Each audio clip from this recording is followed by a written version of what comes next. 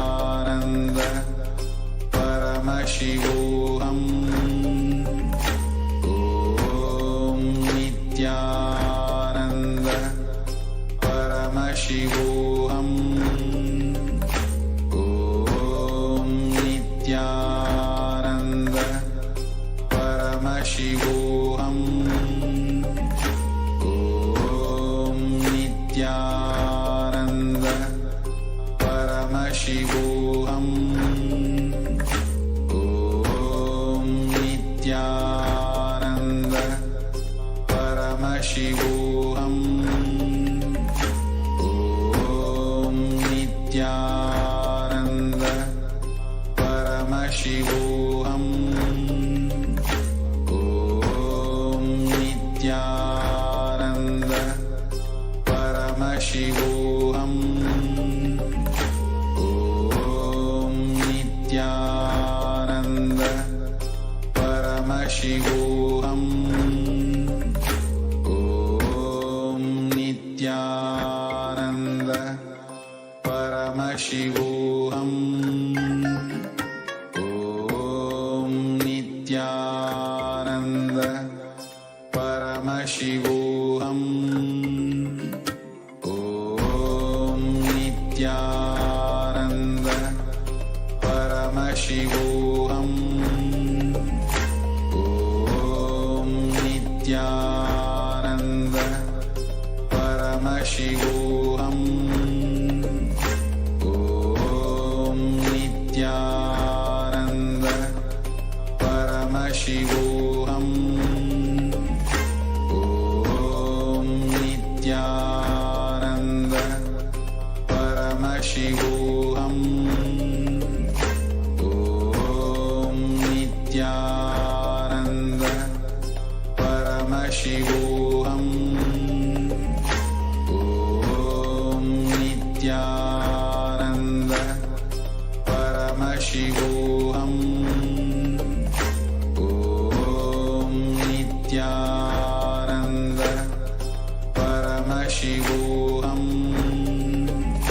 Om Nithyananda Paramashivoham. Om Nithyananda Paramashivoham. Om Nithyananda. Yes. Now relax. Slowly open your eyes. Take your eye bands off and slowly open your eyes and relax.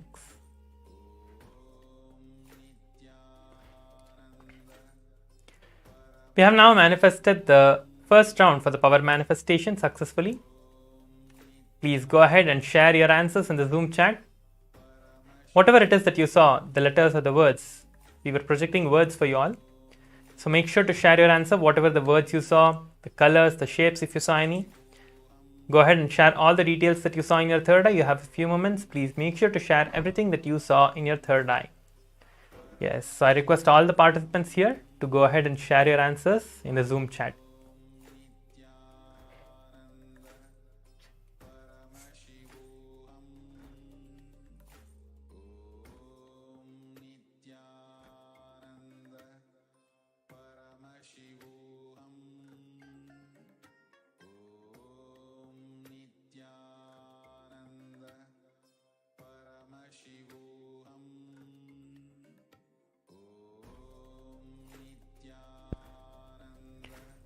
Yes, I request everyone to post your answers.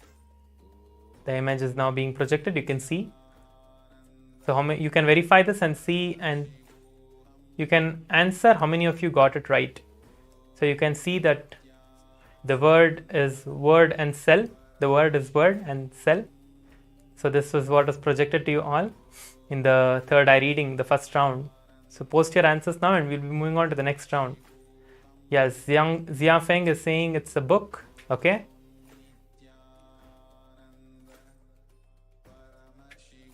Good, Zia Feng. You can continue to manifest the power.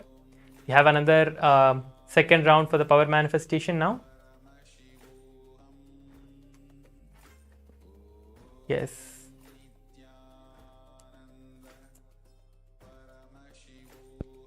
Now please close your eyes. I request all the participants to again close your eyes now.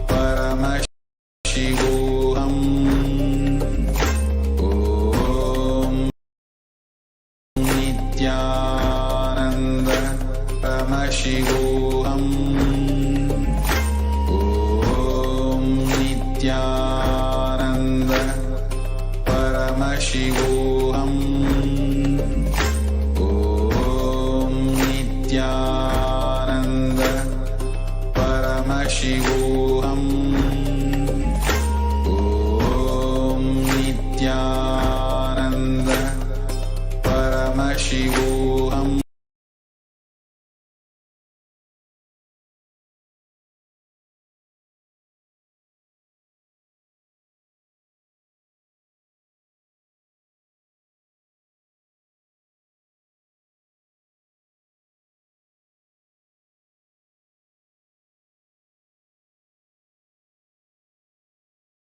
Shivoham.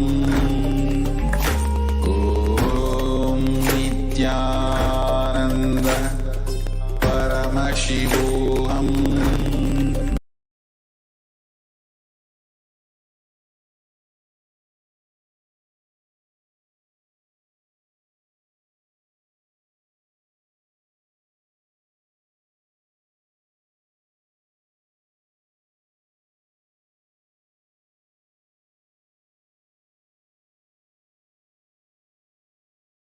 The third eye blindfold reading. Please open your eyes and post your answers in the Zoom chat, whatever it is that you saw in your third eye, whatever Swamiji projected to you all.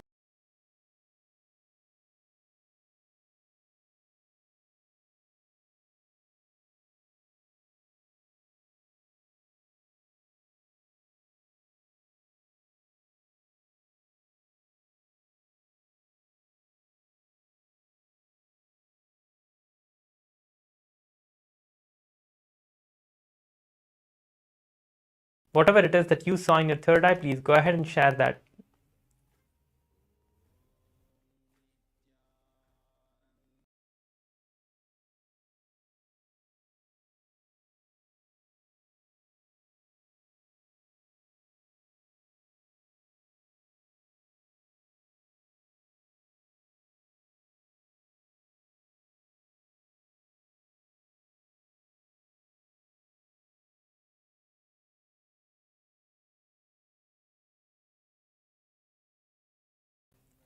Keep sharing whatever you see through the third eye, and do not feel that, okay, this is not right, that is.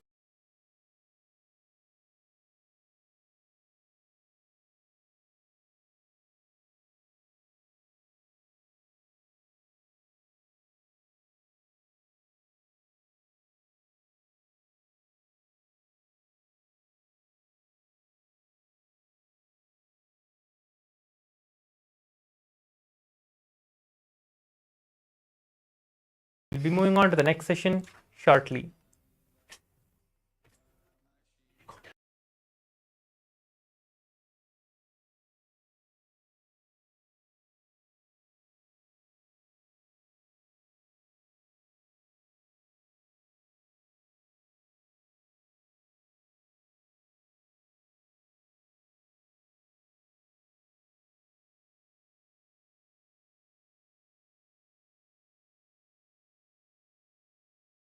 Om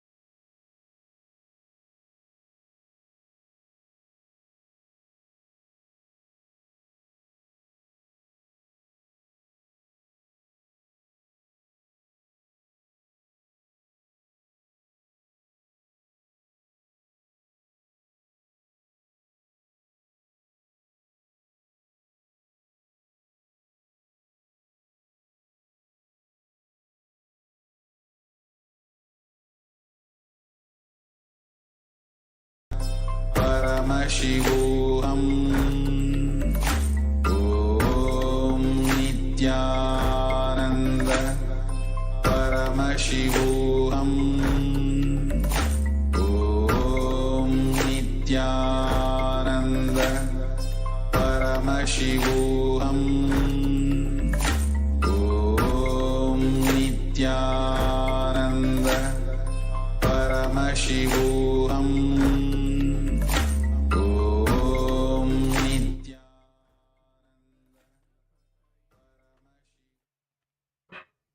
Nithyananda, we are back. We are now entering into the first Jnana session, which is the powerful cognition session for today's Paramashivoham Level 3 Season 3 program on the day 19. Let us enter into the Jnana session. Today we are going to be learning about the Ahimsa Paramo Dharma, which is non-violence is the greatest truth, where nothing externally can violate us within. Swamiji always says that nothing externally can violate anyone. It is us letting that happen to ourselves and blaming everything around us because of this, because of this, because of this. Something has changed in my life, and having that violence towards life. So we are going to understand and learn how to manifest the liberation from this one powerless thought current that we have, and how we are going to manifest the powerfulness and the Paramashivatva inside us. Right? So now we are going to be entering into the Jnana and listening to the beautiful revelations directly by Swamiji, the Supreme Pontiff of Hinduism himself, about the Ahimsa Paramo Dharma.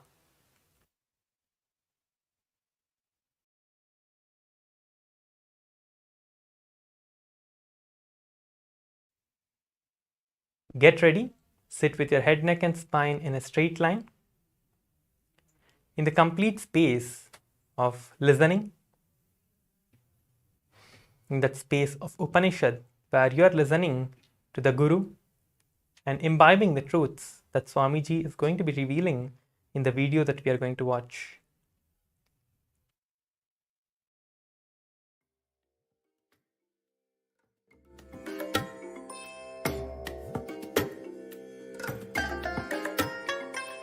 I bless you all.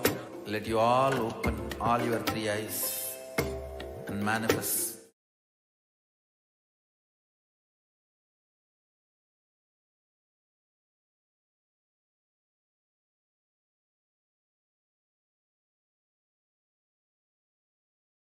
Understand this pralaya which is happening now.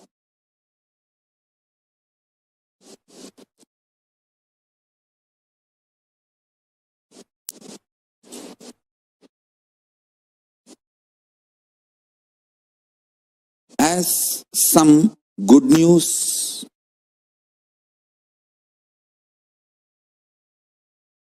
some great news. There's no bad news. Listen. Good news is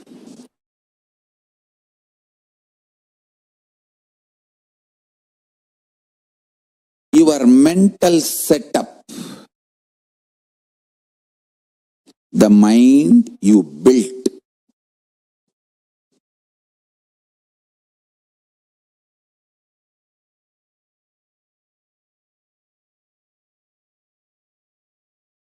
is with the mixture of some delusional beliefs, false hopes, false security, blind spots, and some true, powerful, real cognitions. Understand? Your mind is mixture of both. I should say, for a common man, the powerful cognitions is very less percentage. Delusions, hopes, blind spots are all large number of percentage. I'll give you some example for blind spots. People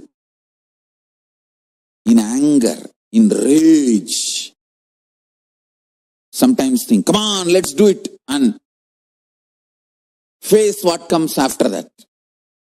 But when after effects, the side effect, the result of what they have done, when it comes, they can't face.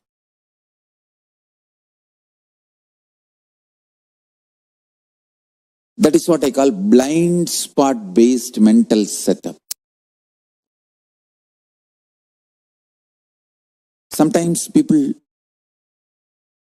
make decisions arrogantly.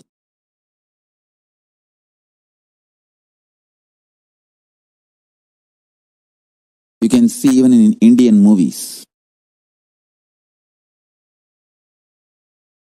Constantly this Indian cinema is teaching violence as heroism. Oh God.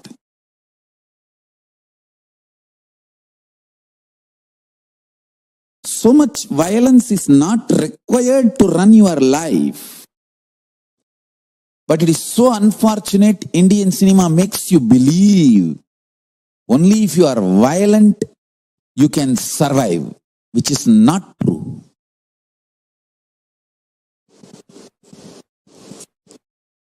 Raising the negativity, friction among the human beings and encashing the cheap emotions, triggering the cheap emotions and making money. Most cheapest business. I've always seen in this Indian cinemas, the hero will tell, come on, kill that fellow, come what may, we will face it later. Actually, after that, when he is arrested and put in jail, he will not be able to face it. This is exactly they are teaching the Indian youth. Indian youth also behaves the same way. Come on, let's do it and face what comes after that. But after that, when it comes, they will not be able to face. The blind spot based thinking.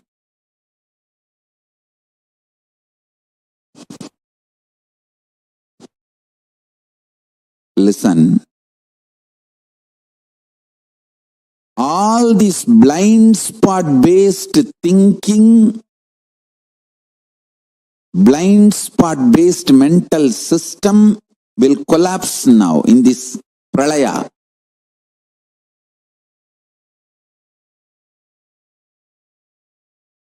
Actually, non-violence is the real heroism. We should teach our next generation how to take the non-violence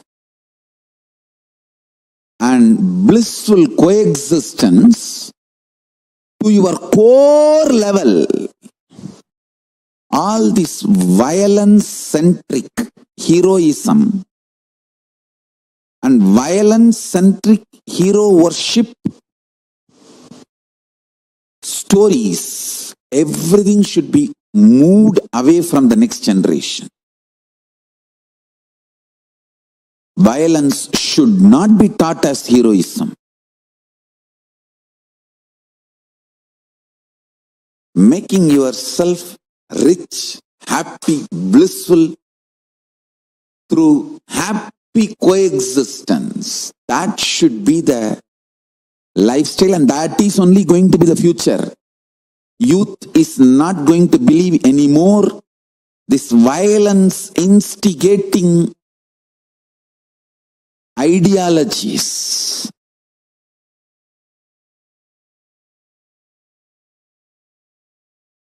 Tyaga, non-violence, unclutching, all these are not inactive, tamasic, inertia, lazy, tired, bored, withdrawn lifestyle.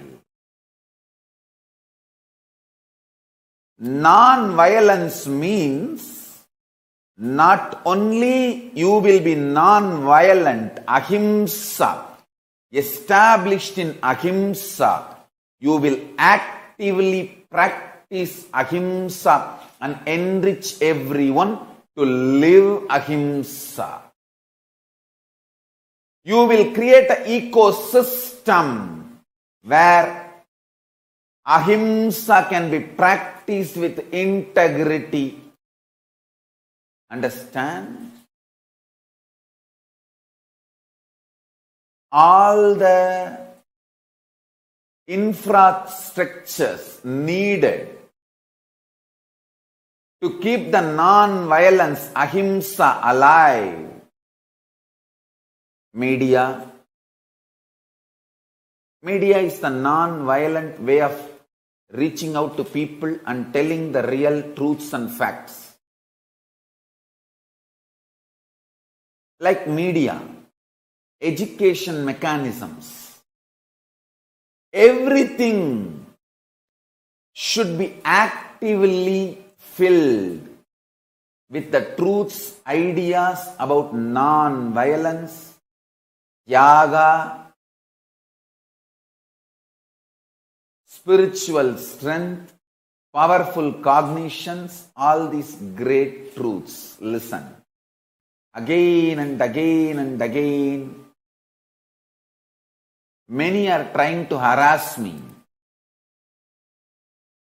through the social media and all other way, saying that, oh, you are teaching constantly non-violence, ahimsa, peace. Don't you see you are making Hindus weaker and weaker? Understand?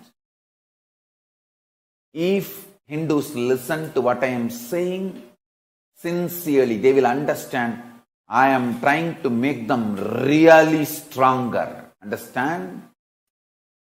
Strength is intelligent way of existing. Strength is not violence. Strength is not terrorism. Strength is not conversion. Understand? Neither by conversion nor by terrorism any religion is going to survive in the future.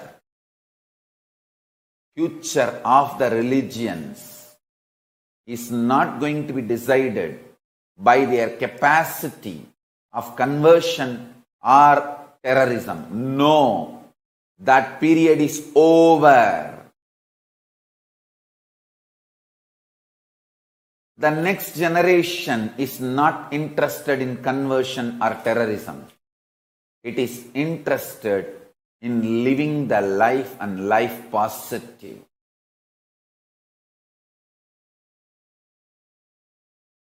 Let me first make clear explanations. Let me first make you all understand how I adopt ahimsa, non-violence, for relationship with me and relationship with my guru, relationship with my first team, relationship with my sangha, relationship with my disciples and devotees, relationship with practicing Hindus, relationship with the whole universe, relationship with the whole humanity, relationship with everything.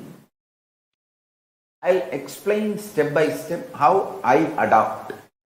Krishna says beautifully in the Gita, if you know how I function, you will become enlightened. I tell you, Krishna is the greatest strategizer based on this Paramadharma Ahimsa. Fools and stupids, anti-Hindus are those who claim Krishna made Mahabharata war. No! Understand? Krishna personally went to negotiate peace. And he was abused. And Krishna knows he will be abused. He may be abused when he goes for negotiating peace. But still, he took the risk. Not only abused, there was a murder attempt on Krishna. There was a murder attempt.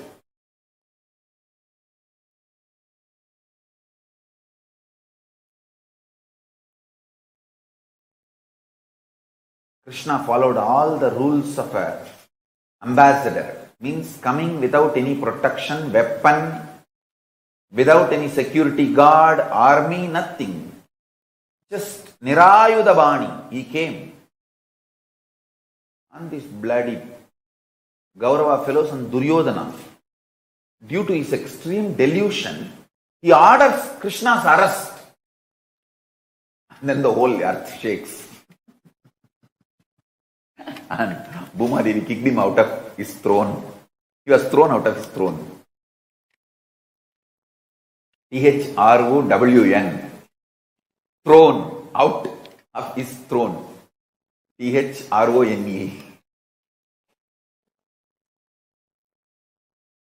That time itself Bhuma Devi decided this fellow, this Duryodhana, should not win in the war. You see, arresting Krishna, not only not right as per the country law, it's atrocious as per even the cosmic law. Both the way. And originally Hindu kingdoms are supposed to run by cosmic law. It is cosmic law which runs the Hindu countries. Cosmic law itself is adopted as a country's law. That's why the constitutions are drawn. I'm telling you guys. When I read more and more the Hindu constitutions and Hindu criminal procedure codes,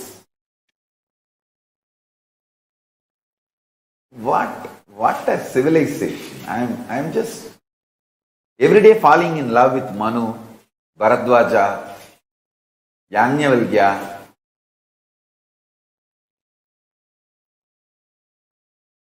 Core of me are Krishna. Our core which does the strategy.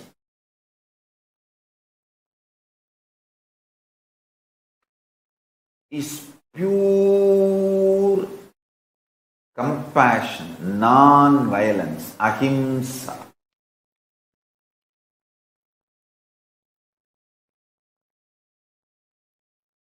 Janma karma chame divyam evam yovetti tattvataha tyaktva deham punarjanmanaiti mameti Arjuna. So listen. It's with extreme love and compassion I am telling you the secrets. Secrets of my success. And these secrets will make you successful. Never ever get frustrated about life. Never ever get angry about life. Never ever get violent about life. If you cut and check me inside, there will be 0% violence. Not even 1 iota of violence. That is the secret of my success. Now you should listen. All my kids, listen. I am sitting with you with my one hand on your shoulder and telling Kana, இது பரம ரகசியமடா, நல்லா கேட்டுக்கோ. The material, the metal, core stuff, out of which you are made, I am made, this universe is made, Paramashiva is made, that material is same. And the great news is, this material knows that we are all same. It is not that you need to build this enlightenment step by step. No. The material, which is you, your body, your mind, your core cognition, your individual identity, and what you call as your body, your mind, your privacy, your secrecy, your all the things. Whatever you call as you, closer to you. My mother, my father, my daughter, my sister, my son, my husband, my whatever, my friend, my beloved, my soulmate, or me. All this is made of certain stuff. That stuff and the Paramashiva, the stuff out of which Paramashiva is made, and the stuff out of which I am made, all of us are made. That stuff, that material is same.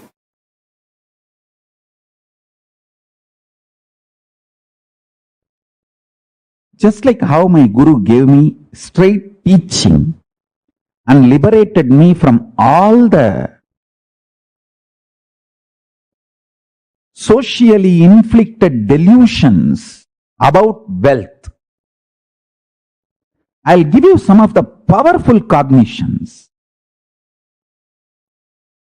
and liberate you from all socially inflicted delusions and the pains due to the delusions related to Kala Tattva, time. Listen.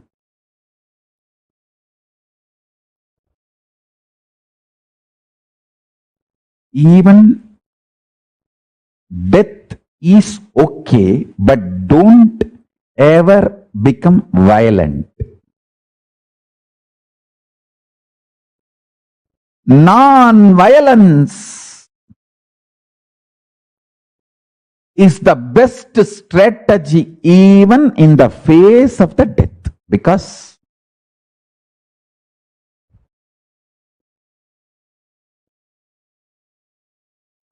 if you adopt violence, you will go down into the more and more deluded consciousness and suffer. If you adopt non-violence, even if you die, you will raise into higher and higher consciousness. You can manipulate your ability to take birth as you want.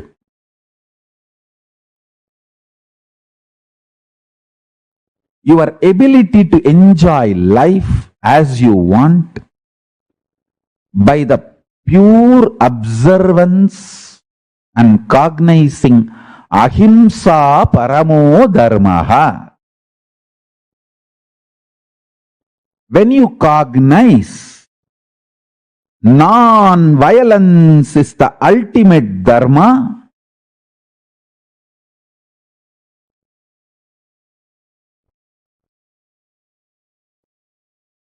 you have so many wonderful powers manifesting in you. You will master the higher states of existence, higher space of existence, because non-violence will bring tremendous strength and fearlessness.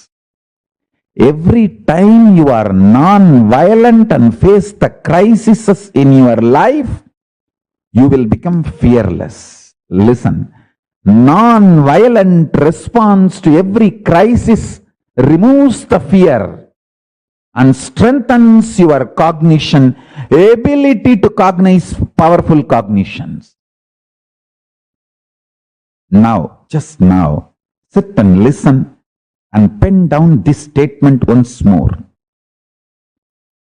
Non-violent way of responding to every crisis in your life removes all fears from you and strengthens your powerful cognitions and your ability to cognize powerful cognitions and manifest them as reality.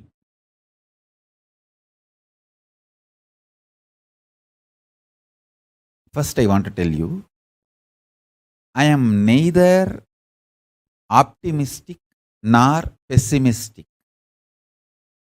I don't see world as negative. I don't see world as positive. I see the reality as it is. Listen. I don't see the world negative. I don't see world as positive. I just see it as reality and give you the existential truth to give you superconscious breakthrough. When you have superconscious breakthrough, whole life becomes positive, which is beyond positive and negative. Understand? When I say life positive, it is not the opposite word to life negative. It is beyond life positive and life. It is beyond the life positive, life negative. It is, when I say life positive, it is something super conscious, something beyond. For example, when you are frustrated, feeling low, you will feel life is negative, whole world is negative, whole world is conspiring against you, and everything is a fate, predetermined. There is no freedom, there is no life. You suffocate yourself. One of the most cunning thing your mind can do is it will make you doubt everyone other than itself. You slap yourself, beat yourself, stagger yourself 24/7 continuously and blame everyone in the world for stabbing you, for backstabbing you, front stabbing you, attacking you, slapping you. You blame everyone in the world, saying, oh, he's stabbing me, he's kicking me, he's beating me, he's slapping me. You blame God, you blame people, you blame world, you blame situation, you blame everything. But you continue to destroy yourself. You don't want to wake up to the reality you are doing it. So you just blame the whole world. When you feel life is negative, this is the way you perceive, you function. When you feel life is positive, you are excited, inspired, joyful, energetic. Listen carefully.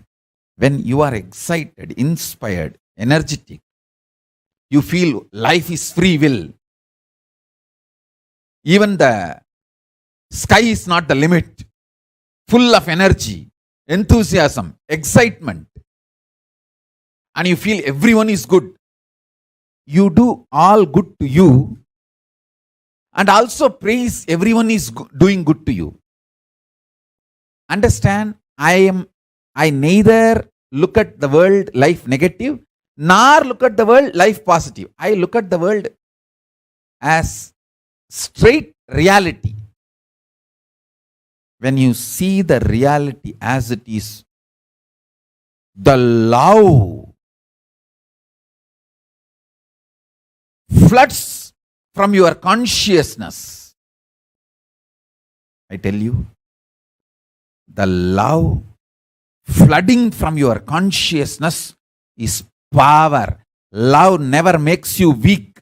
If you are feeling Love makes you vulnerable and weak. You are a fool. Love makes you powerful, life positive. If you are feeling love makes you vulnerable, because of your love, others are taking advantage of you. You are becoming demon. You are falling in the trap of demons. I tell you, love does not make you life negative, life positive. It makes you living life powerful. The love I am talking is a power. Love makes you life powerful. I see the reality and I can see how the love makes me powerful and makes everyone in the world powerful. This love is a love comes from your being when you see the reality as it is. Neither life positive nor life negative, just reality as it is. That love empowers you. Listen carefully. My love not only empowers me, it empowers every one of you who receive it.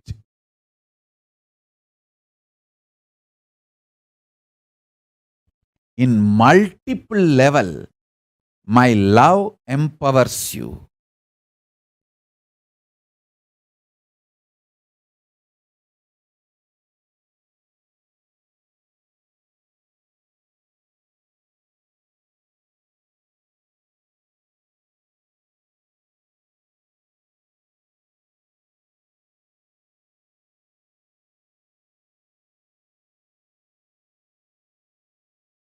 Understand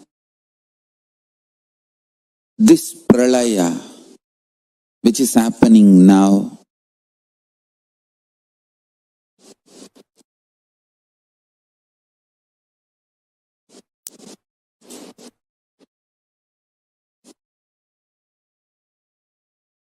as some good news,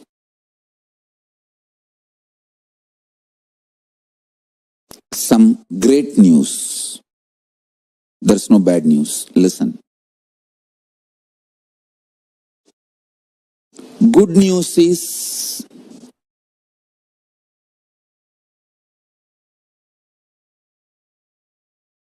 your mental setup, the mind you built,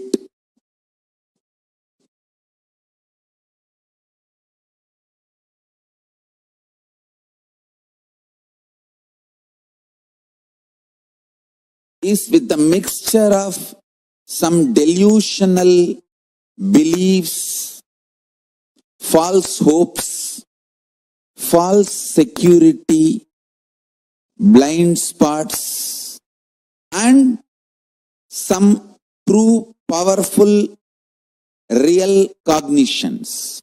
Understand? Your mind is mixture of both. I should say, for a common man, the powerful cognitions is very less percentage.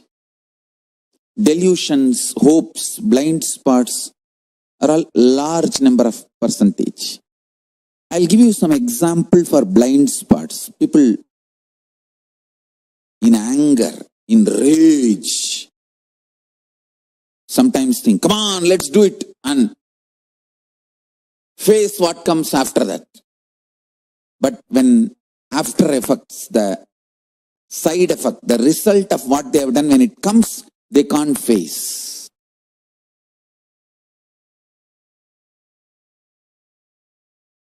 That is what I call blind spot based mental setup. Sometimes people make decisions arrogantly.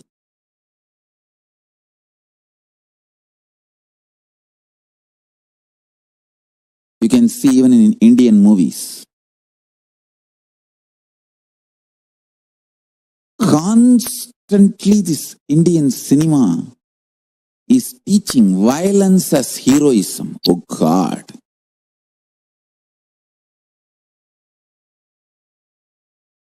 So much violence is not required to run your life. But it is so unfortunate, Indian cinema makes you believe only if you are violent, you can survive, which is not true.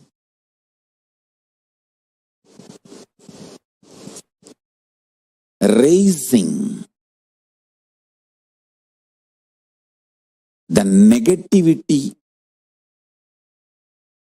friction among the human beings and encashing the cheap emotions, triggering the cheap emotions and making money. Most cheapest business. I've always seen in this Indian cinemas, the hero will tell, come on, kill that fellow, come what may, we will face it later. Actually, after that, when he is arrested and put in jail, he will not be able to face it. This is exactly they are teaching the Indian youth. Indian youth also behaves the same way. Come on, let's do it and face what comes after that. But after that, when it comes, they will not be able to face.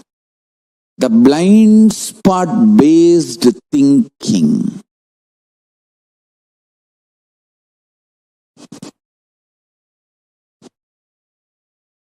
Listen.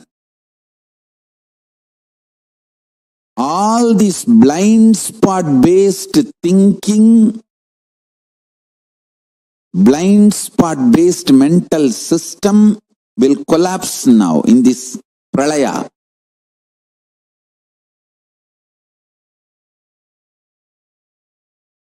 Actually, non-violence is the real heroism. We should teach our next generation how to take the non-violence and blissful coexistence to your core level. All this violence-centric heroism and violence-centric hero worship stories, everything should be moved away from the next generation. Violence should not be taught as heroism. Making yourself rich, happy, blissful through happy coexistence. That should be the lifestyle, and that is only going to be the future. Youth is not going to believe anymore this violence instigating ideologies.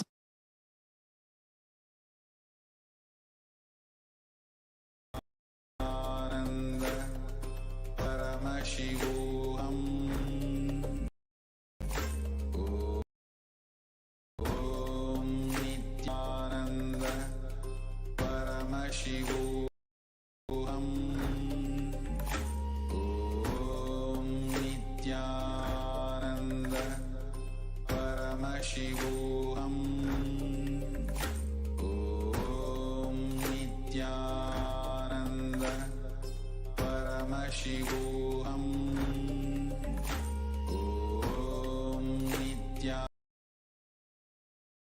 We have witnessed the wonderful, the jnana which Bhagavan Paramashivam himself, Swamiji himself has given, which is Ahimsa Paramo Dharma.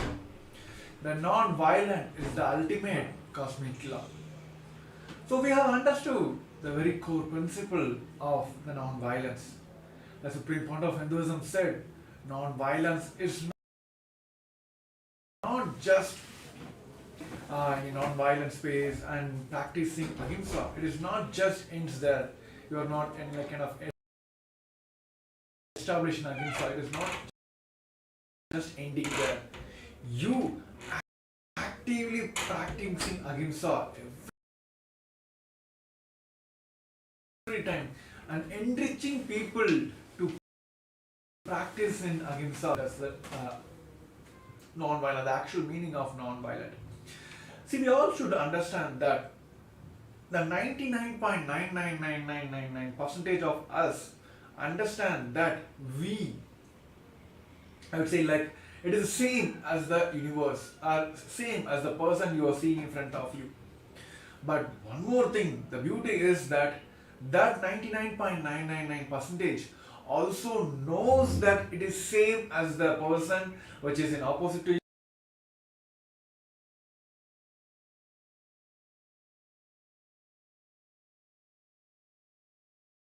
Entire Maya matrix, which you feel that you are separate from the universe, you are not same as the person you are seeing in front of you. All that, this anger, dislocation, disassociation from the entire life, the universe, that only caused the entire problem. And Bhagavan says, non-violence means not only you will be non-violent, established in ahimsa, you will all be actively practicing ahimsa and also enriching everyone to practice ahimsa. So that is the very key principles of non-ahimsa. So inside, if you all decide that I will be practicing ahimsa and I will be enriching people to be practiced in ahimsa, that is where this whole dharma will start rolling out. Dharmo dharmo rakshati.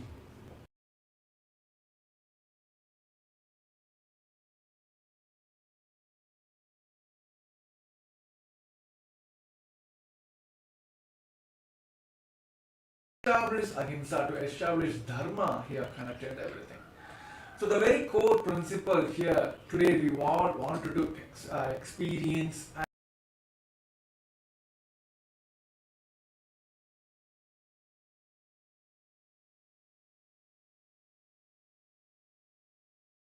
internalizing exercise. We all be working on the patterns, the boredom pattern which is causing us to always disassociate from the entire universe. So just we're going to enter into a internalizing exercise.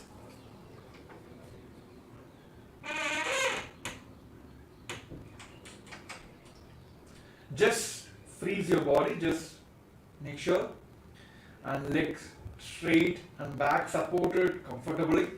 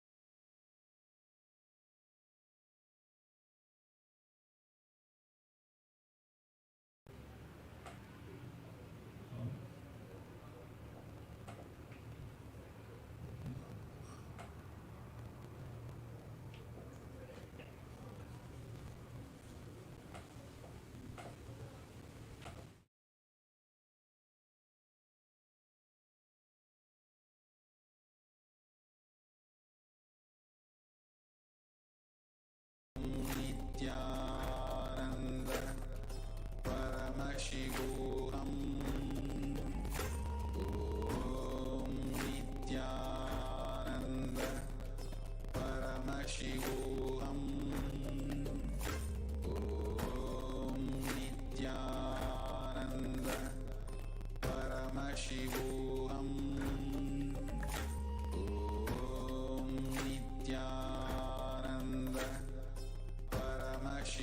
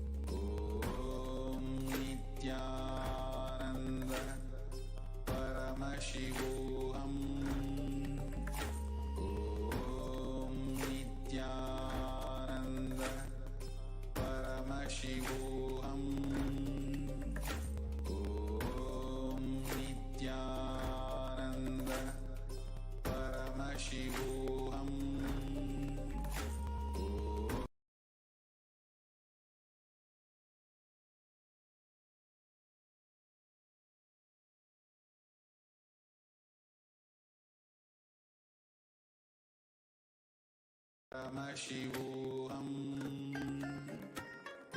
Om Nithyananda. Paramashivoham. Om. Yes. Now, all of us will be entering into the interline section.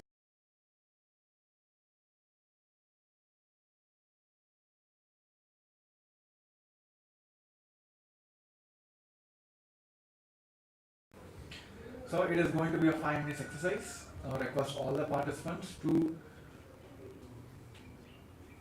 be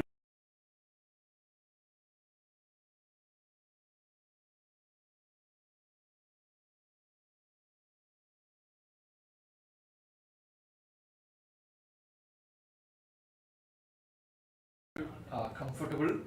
Just come sit in a relaxed position and make sure you're not moving here and there. In the complete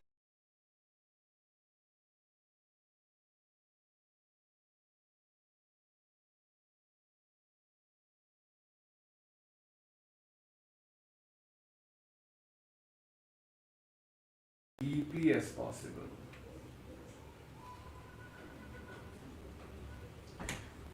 I request everyone to close your eyes.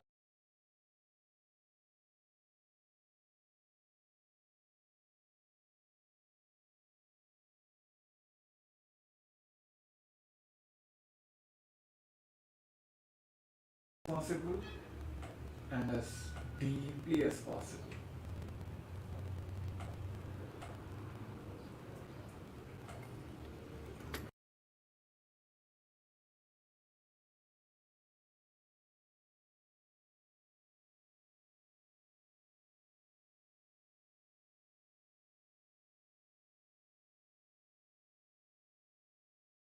Om Nithyananda.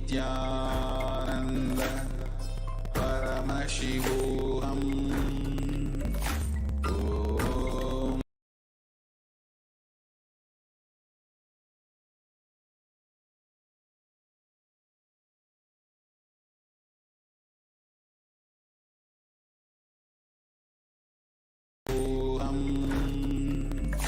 Om Nithyananda.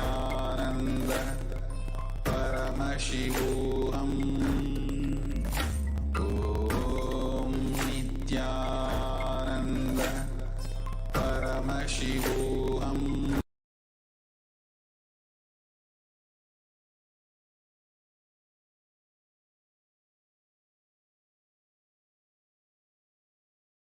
Om Nithyananda. Paramashivoham.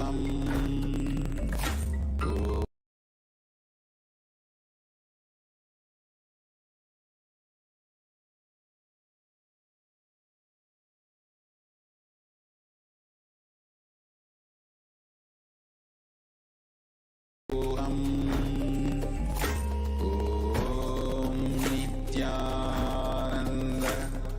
Paramashivoham.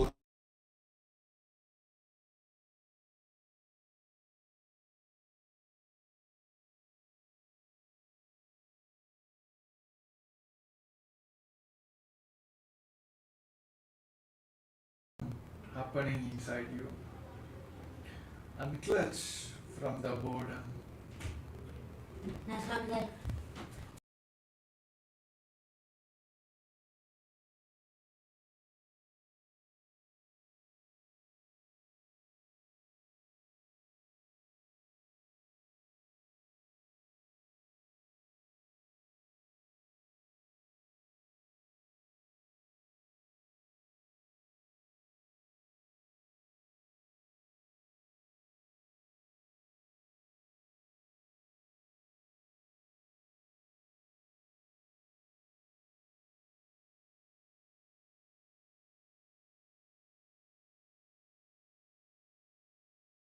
Unclutch from the very boredom of your sitting. Just unclutch from the boredom.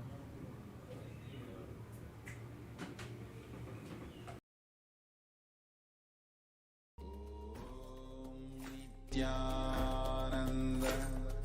Paramashivoham.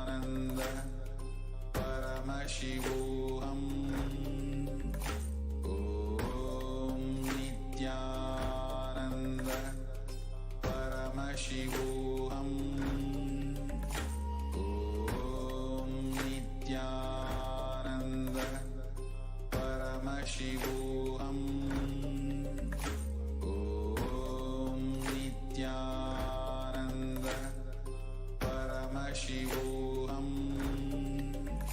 Om Nithyananda Paramashivoham. Om Nithyananda Paramashivoham. Om Nithyananda Paramashivoham. Om Nithyananda Paramashivoham.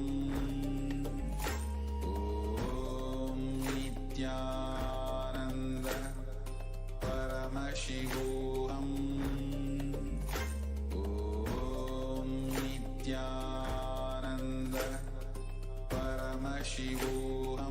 Paramashivoham.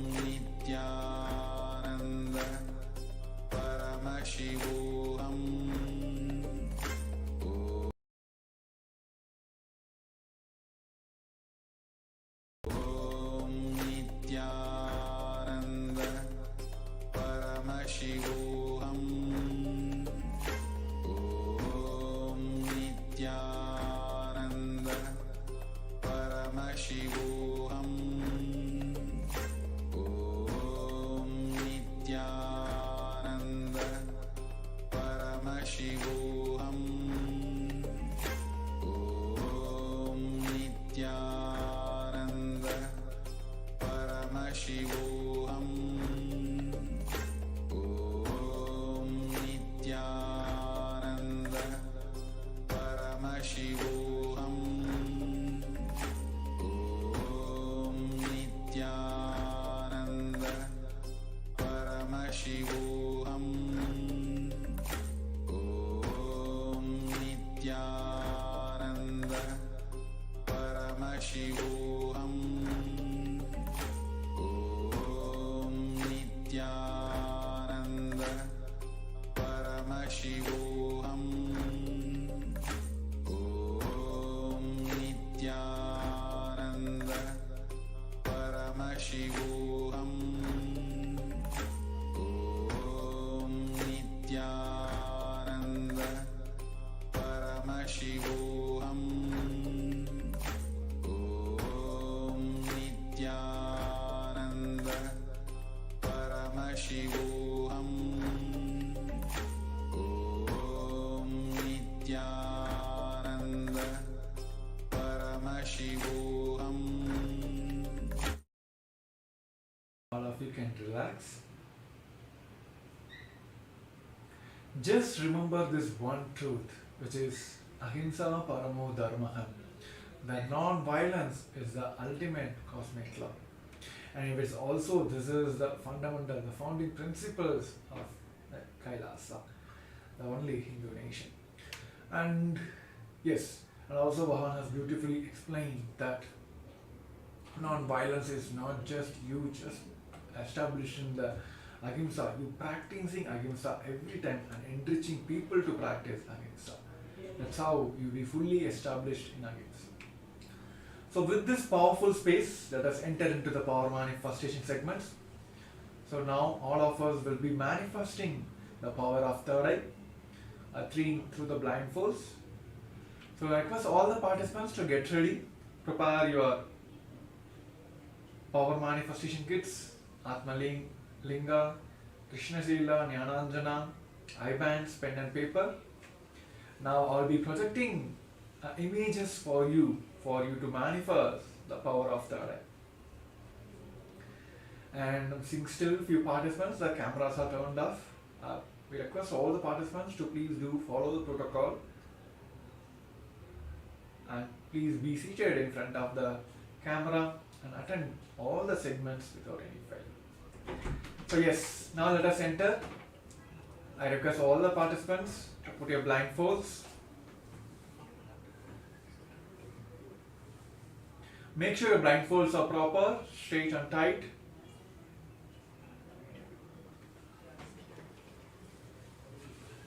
Sit straight, head, neck, spine in the straight line. Just intensely visualize Swamiji himself is sitting in your third eye and intensely manifesting as Paramashiva with 25 heads, 75 eyes, just intensely manifesting with that powerful space. Let us chant the Mahavakya Om Nithyananda Paramashivoham. Om Nithyananda Paramashivoham. Om Nithyananda Paramashivoham. Om Nithyananda Paramashivoham. Chanting the Mahavakya intensely.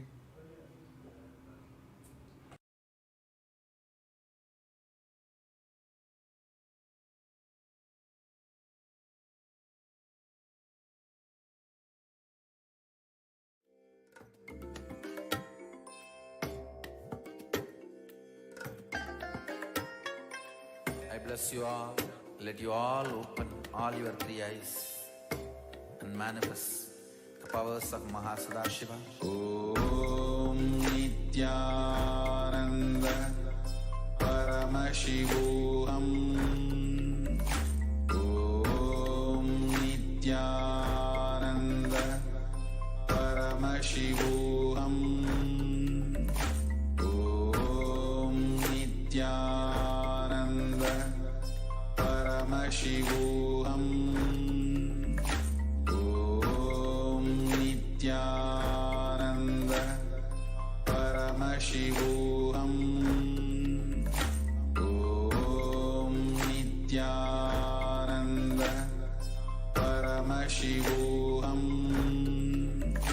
Om Nithyananda Paramashivoham.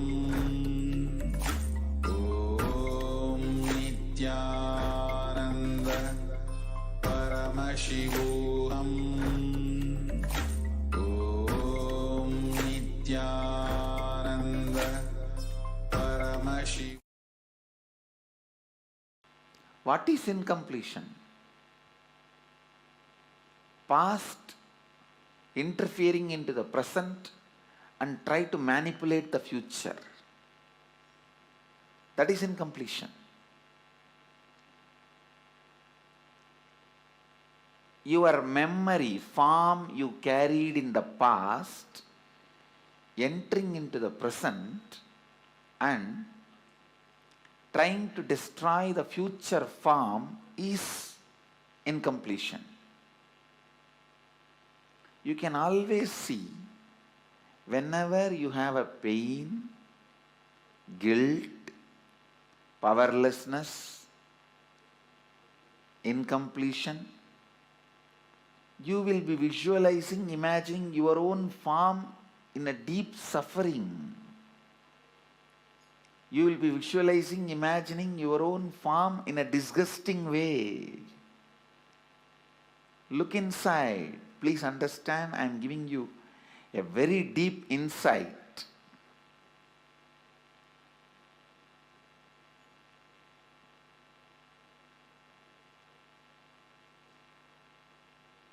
Whenever you are powerless, angry, violent, incomplete, look in, you will be remembering your own form from the past, which is actually you will be flashing your own photograph in your screen. Let me talk in the language of computer, you will understand. You will be running your own photographs in your screen, inner space screen, which is taken during the very sad, depressed moments.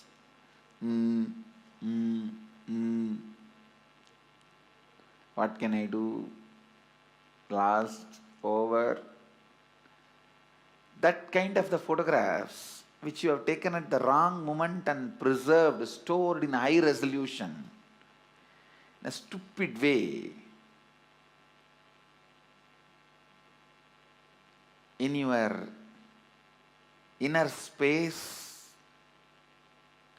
you will go on be replaying them. See, whenever you are powerless, you are not going to remember the full smile photograph of you or the ecstatic photograph of you. When you remember that, you are going to be in the space of completion.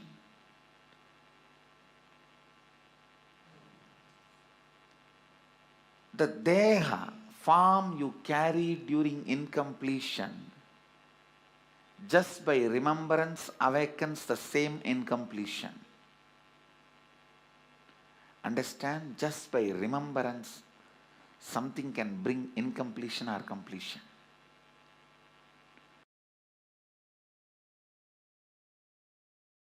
The moment one incompletion is triggered by somebody, then that's all. You don't see the world anymore. The world does not exist, only my world exists. That is what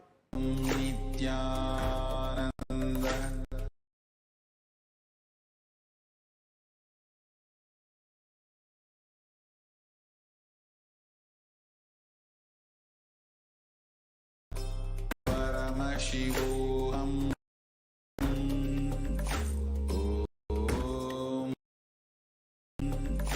Om Nithyananda.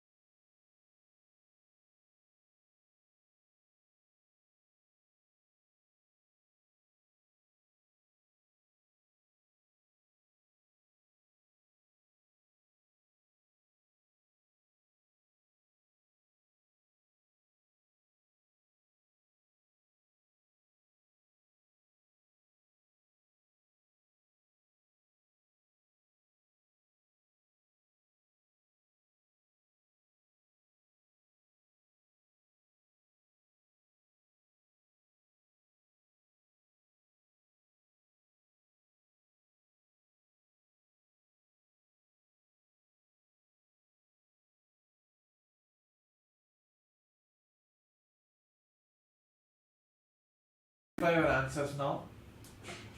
So here in the picture which is selected for all of you is Swamiji himself is doing the alankar, the Chandan Kapu alankar for Bhagavan Ganapati.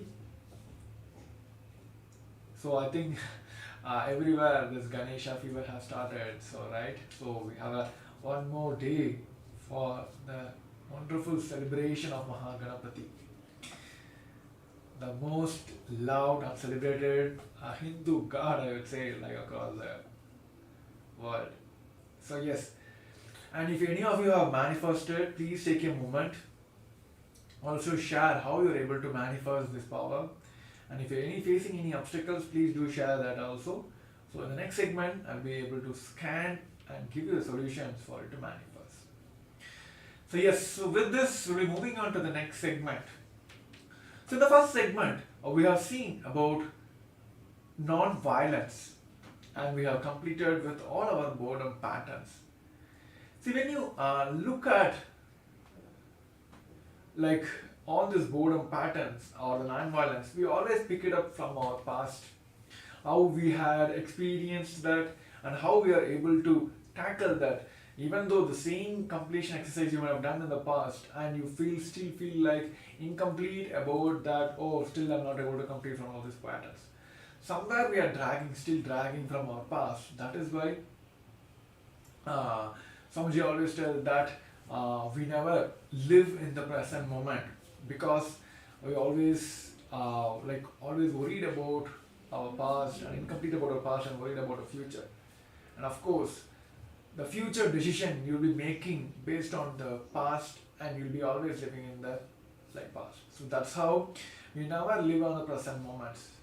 So to begin with, let us deep dive into how we can complete from our past.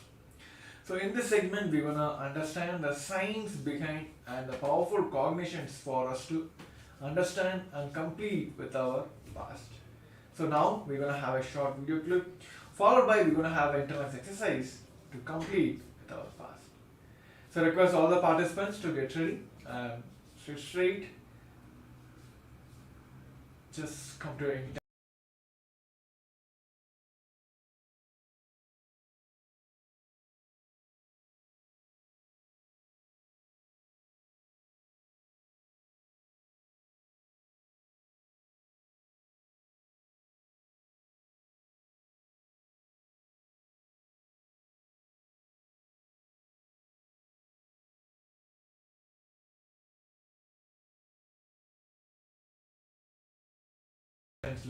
Paramashivoham. Om Nithyananda.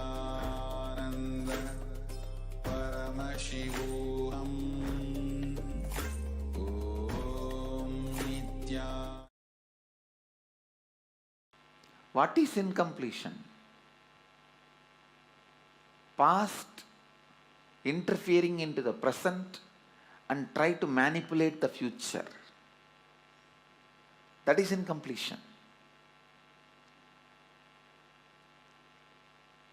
Your memory, form you carried in the past, entering into the present and trying to destroy the future form is incompletion.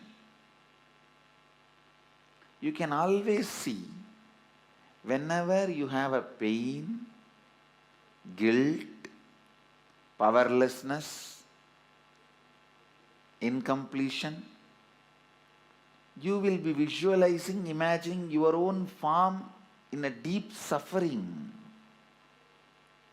You will be visualizing, imagining your own form in a disgusting way. Look inside. Please understand, I am giving you a very deep insight.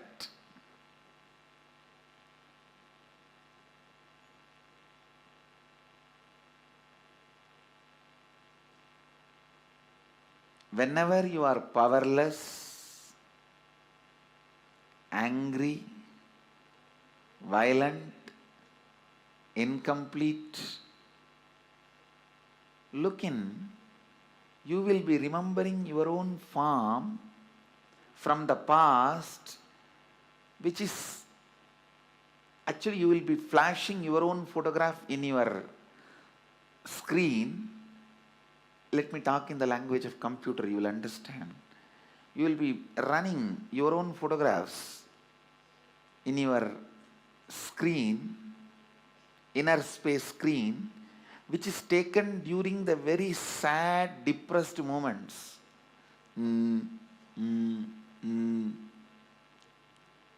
What can I do?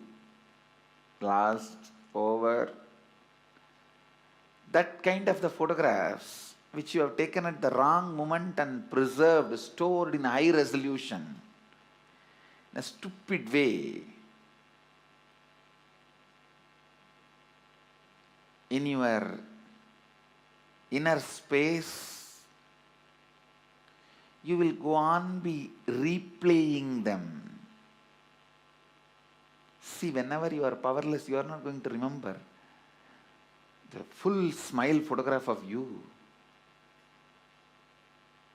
or the ecstatic photograph of you. When you remember that, you are going to be in the space of completion.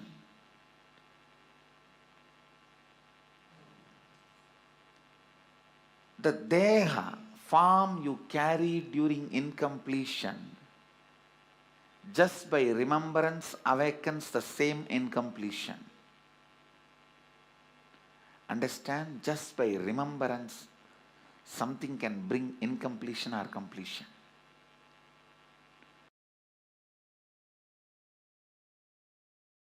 The moment one incompletion is triggered by somebody, then that's all. You don't see the world anymore. The world does not exist, only my world exists. That is what is meant by the great Mahavakya, Jagat Mithya.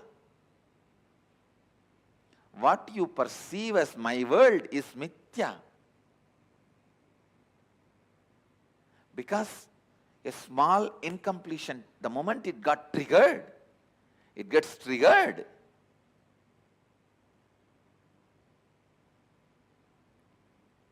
A small incompletion, the moment it gets triggered, you stop seeing the world and you are deluded in my world. Brahma Satyam, Jagat Mithya. I don't disagree. Jagat Mithya. But that does not mean in your actions you will not radiate the truth Brahma Satyam. In your actions also, you have to radiate the truth of oneness, non-dual consciousness. While you are seeing your finance, your accounts, sitting with your auditor, do you feel that oneness without falling into the powerlessness? While you are sitting with a spouse and having a dinner or lunch, do you feel that oneness without falling into the powerlessness? When you are sitting with your team and discussing your corporate strategy, your office strategy, your consciousness, does your consciousness be established in that oneness and non-duality without falling into the powerlessness? Look in.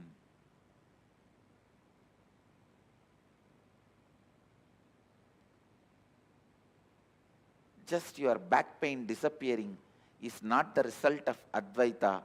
All the pain which you have hidden in your back should disappear. Not just back pain disappearing. All the pains which you have put it in back has to disappear.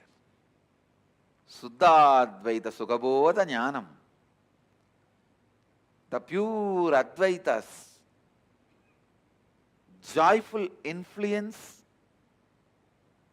and the wisdom which comes out of joyful influence. Please understand, the joyful influence of Advaita is what I call completion. The joyful influence of Advaita is what I call perpetual completion. The joyful influence of Advaita is what I call Sahaja Samadhi.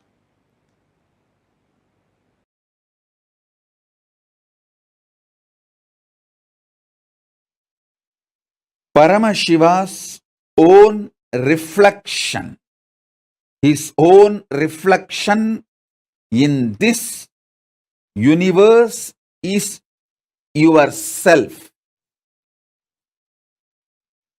Yourself's original source in the parallel universe is Paramashiva. Listen.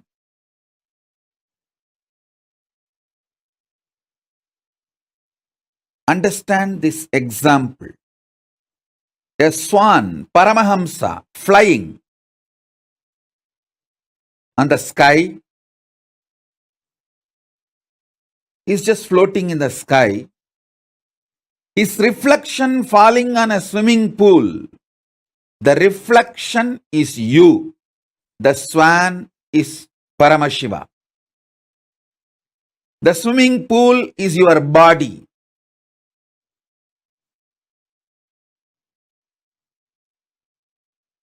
Understand, the moment reflection looks back to the source, it realizes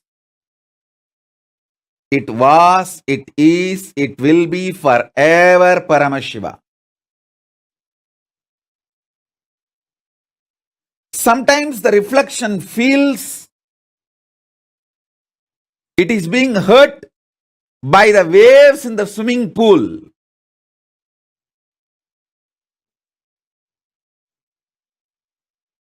The reflection need to realize nothing in the swimming pool, even if the swimming pool is dried, it cannot hurt you. It cannot hurt the reflection, because reflection is centered in the source. You only have two choices. Either you can enjoy you being a reflection, or you can go back to your source.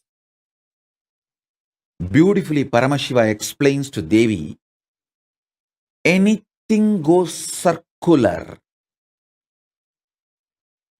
Listen, anything goes circular, repetitive, is reflection of me. Even when it believes it is suffering, it cannot suffer. It can only forget its existence. In the delusion, it can force itself and imagine itself as if it is suffering.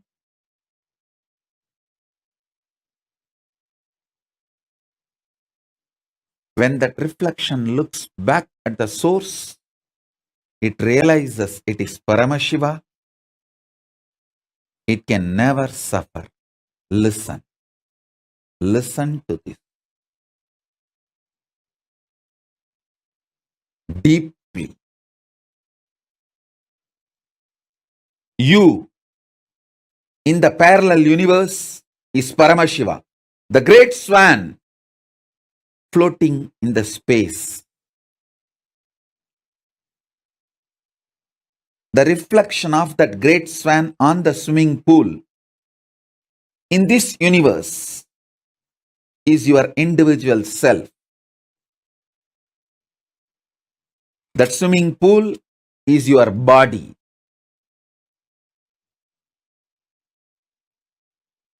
Anything which goes round, listen. Paramashiva explains so beautifully. I'll tell you in the modern language, whether it is an atom or known universes, everything goes round, it is in circular motion in the space, in Chitagasa, conscious space,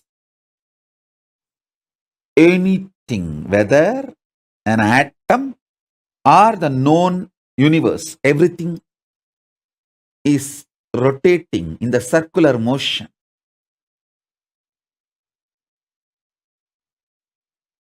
What is created in the circular motion is called circular time. The time which circles, repeats itself.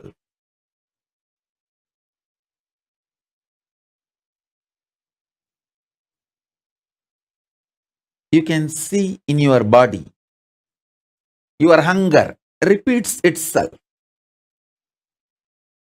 Your number 1, number 2, number 3 repeats itself. Your sleep repeats itself. Your patterns repeat themselves. Your decision to smoke, your decision to drink, your decision to be addicted to something, everything is repetitive. Understand? Anything which repeats is in the circular time motion. It is within the field of Nirantaratva but not Nityatva. It is within the field of Nirantaratva but not Nityatva. If you know, anything which repeats does not hurt you, cannot hurt you. You are liberated from time. You are liberated from Kala.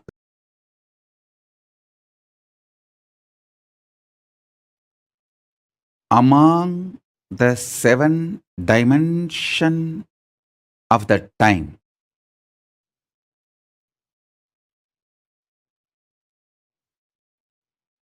space before the past,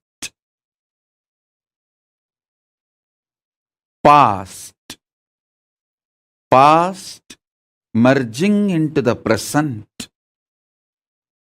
present evolving as future, future merging into the space beyond future. So totally in these 7, the space before the past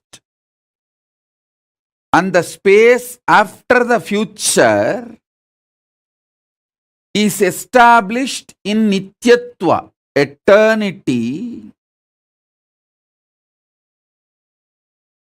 Past, present, see, listen.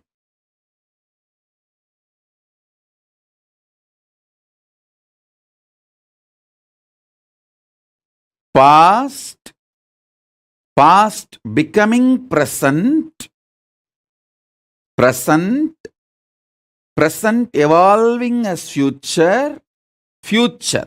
This 5 is Nirantaratva. In this Nirantaratva 5, only the present moment touches Nityatva. So, if you want to enter into Nityatva, voluntarily, if you want to break this Kala Chakra consciously, the door is open only in the present. The cumulative effect of all the practices you did and the initiations you received enters into the present.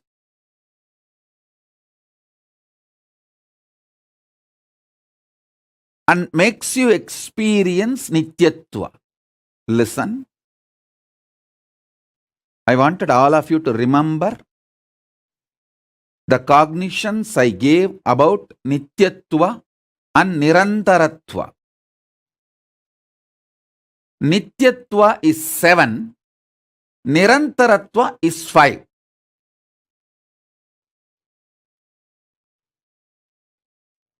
Nityatva is all the 7 put together.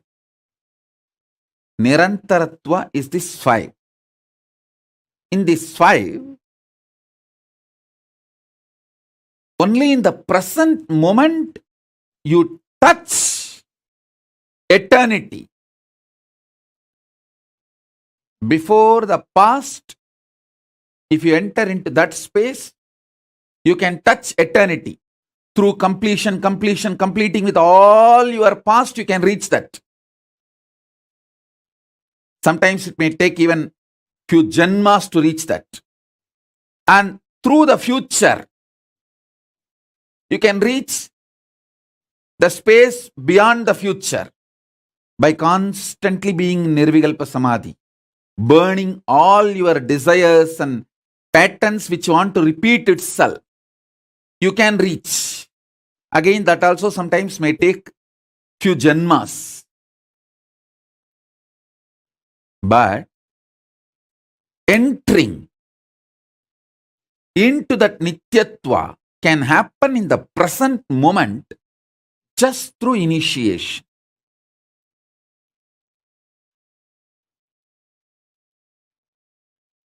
Remember the definition and the revelation about Nityatva. Remember the truth about Nirantaratva. Remember the next statement I made. You can reach into Nityatva by going before the past. You may need to complete the past. By completion, you may enter into the space before the past. You can enter that way. That is also one path. There is another one path where you can enter into the Nityatva by exhausting all your future. By being in Nirvikalpa Samadhi, you burn all desires, all seeds, all bijas which can manifest your future, all karmas burnt. And then you enter the beyond future space, Nityatva. That is also possible. But both will take few births to achieve. At present, in this very moment, through initiation, I can put you into eternity, Nityatva. In this present, 3 things are going on inside you. The identity default you cherish, and the identity you consciously want to manifest, and the struggle between these two identities, your doubts, hatred, denial.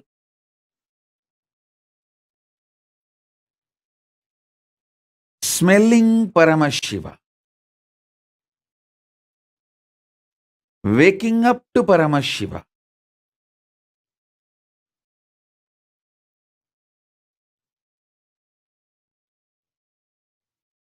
waking up to this highest. In this moment present, it can be done through the initiation.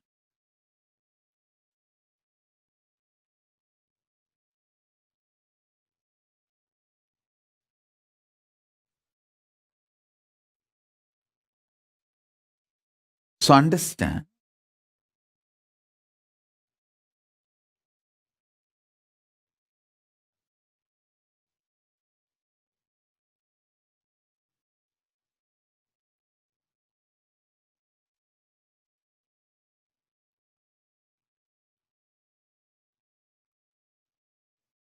That is why always the ultimate manifests through initiation. Small things you can achieve on your own through tapas. But the ultimate is done only through initiation. It is only the transmission of lamp from fire. The fire is lit. From a lamp, living lamp, another lamp is lit. So,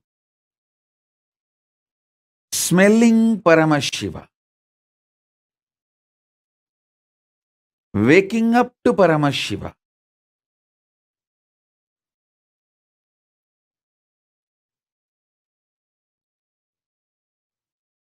waking up to this highest, in this moment present, it can be done through the initiation.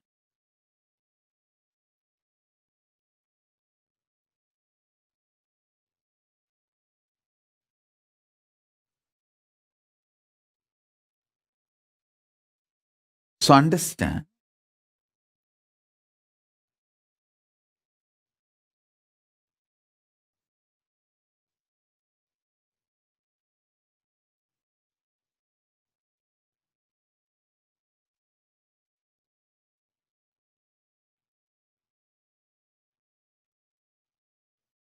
that is why always the ultimate manifests through initiation. Small things you can achieve on your own through tapas. But the ultimate is done only through initiation. It is only the transmission of lamp from fire. The fire is lit. From a lamp, living lamp, another lamp is lit.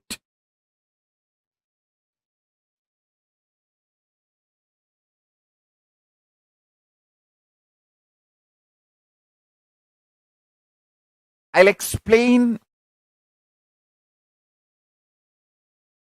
this eternal, the truth of eternity. Understand?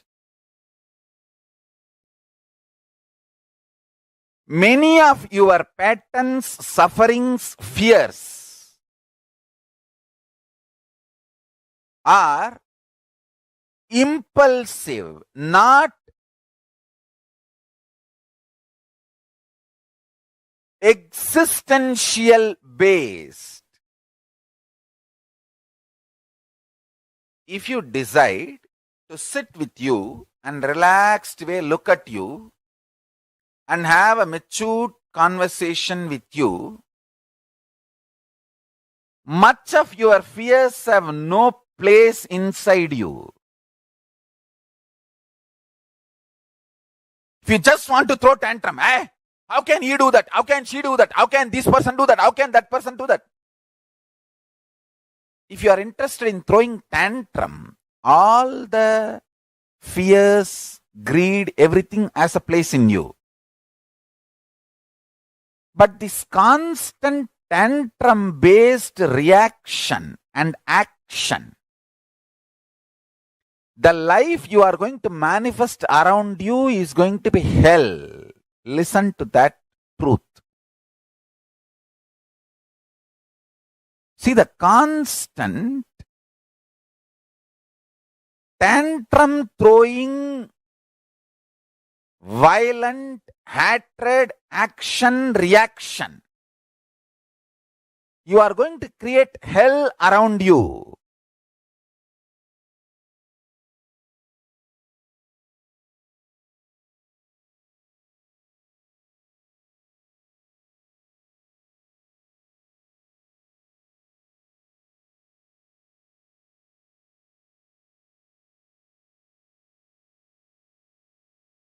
Nityatva.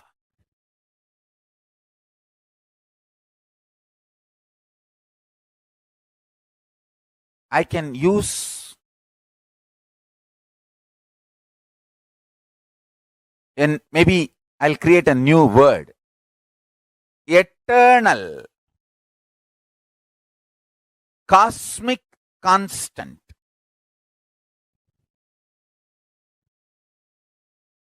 It is actually one of the dimension of the universe. One of the fundamental quality you need to access the eternal dimension of you is having restful, matured conversation with you. What am I doing? Where am I going? I am going to be eternally alive. Am I planning and building my life for that? Or am I just agitated, tantrum throwing child, thinking that there is no tomorrow? When it comes, let me face. Understand? All suffering is nothing but having this attitude. When it comes, let me face, and when it comes, you will not be able to face. That is the suffering. Understand? This is two important statement I am making. All suffering in your life is because of that blind spot you have. When it comes, let me face, and when it actually comes, you won't be able to face.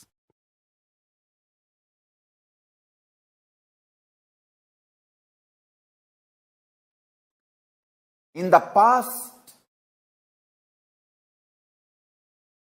you have a full freedom to form opinion about your past, and you have full freedom to create the possibility of your future.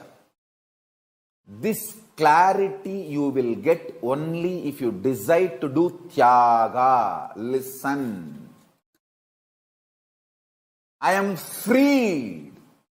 I declare boldly, I am freed, liberated from sufferings once for all. Suffering related to past, suffering related to future.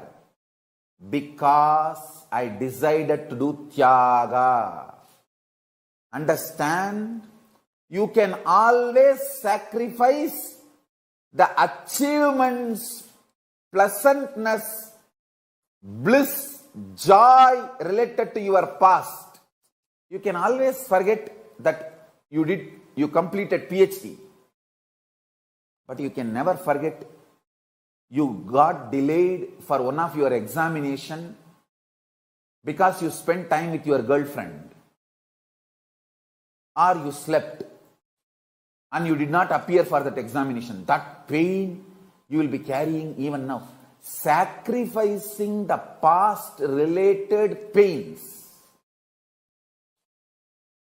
understanding even factually, many of your pains are unjustified and incorrect. Understanding even factually, your pains are not supported, justified by the reality, real happening is completion. I am repeating. Even factually, as per the real happening, what has happened, if you look what has happened from all dimensions, even your pains are not justified. Your pains are not really right. Even your pains do not have justification to exist in you. If you see the past happenings multidimensionally, is completion with the past. I tell you, how much ever you say, no, I know I have some pains which are absolutely justified. No. You may be Guni, you may be Kaikeyi, you may be Surpanaga. You may be Danganaka duck, Dinganaka dick, I don't care. You are wrong.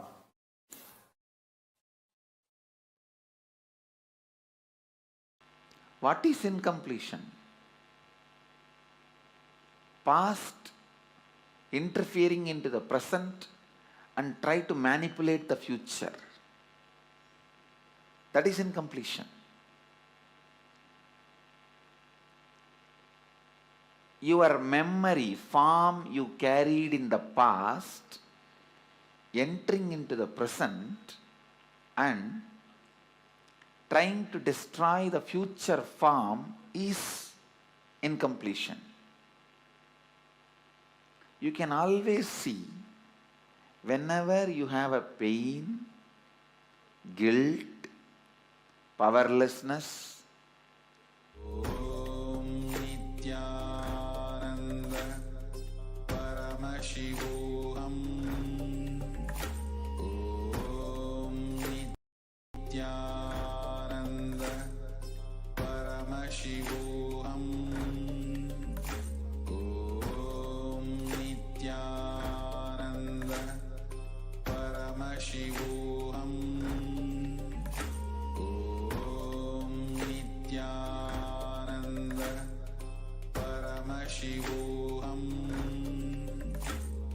Om Nithyananda Paramashivoham Om Nithyananda Paramashivoham Om Nithyananda. So we have understood, you heard of the Supreme Pontiff of Hinduism, our beloved Guru, Bhagavan Paramashivam, about what is the power of the completing from the past. What is the actual truth, the jnana behind the completion from the past.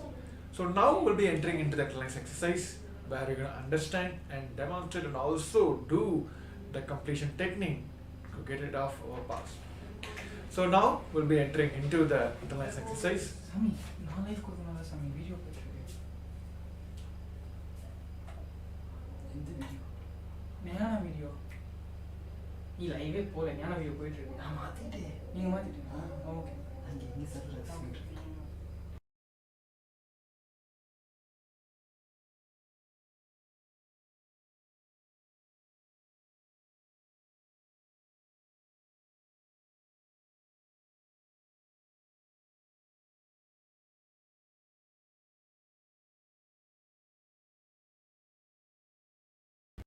Okay. அங்க எங்க server respond இருக்கு.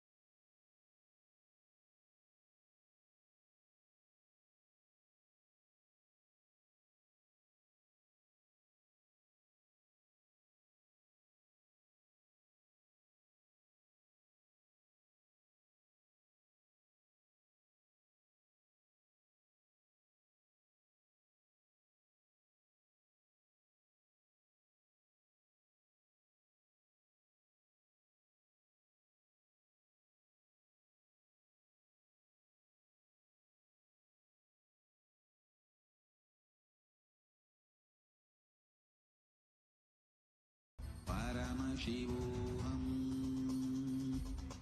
Om Nithyananda Paramashivoham Om Nithyananda Paramashivoham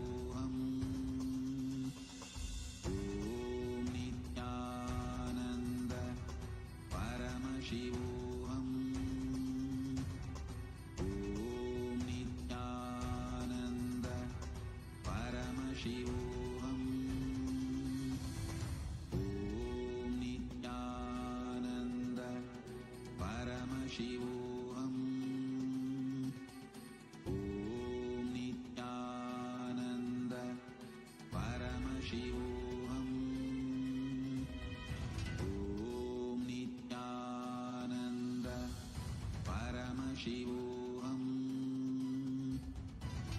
Om Nithyananda Paramashivoham.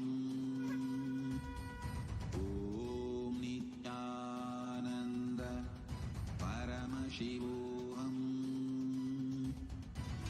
Om Nithyananda Paramashivoham.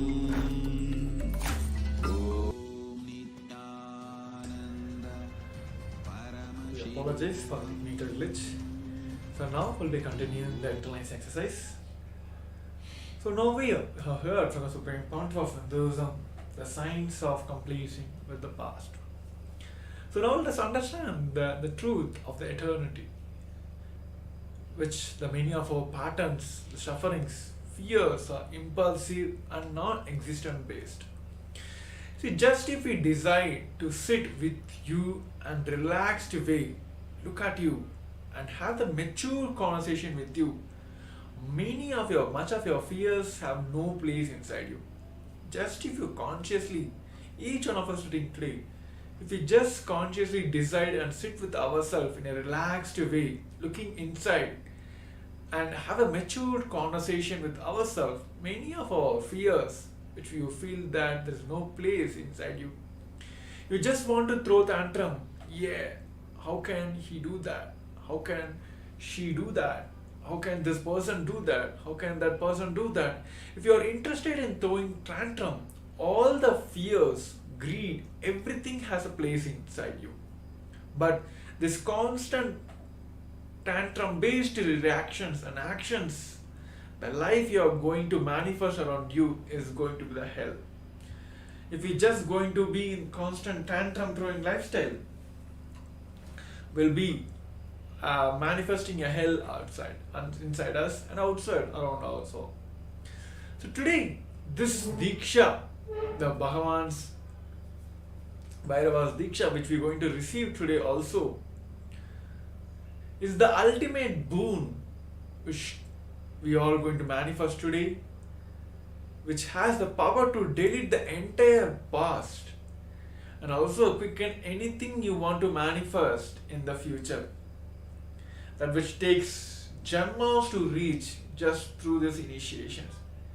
Of course, the Guru Gita says the Guru just wipes off with the big toe of his left foot your fate which Brahma has written on your forehead. So whatever the Brahma has written as like karmas or the fate in our forehead, many of us believes that everything is written, right? So all this, just our Guru's grace, he can just wipe off with his big toe on his left foot. And today all of us are blessed to have a Supreme Pontiff of Hinduism himself as the 1008th incarnation of Paramashiva, intensely manifesting as our Guru, and Paramashiva himself is going to give this wonderful boon to all of us to delete the entire past and also quicken whatever you want to manifest in your future. So now please spend 10 minutes to identify what you would like to manifest in your life. Just forgetting about the entire past, completing with the entire past, pen down what you want to manifest in your life.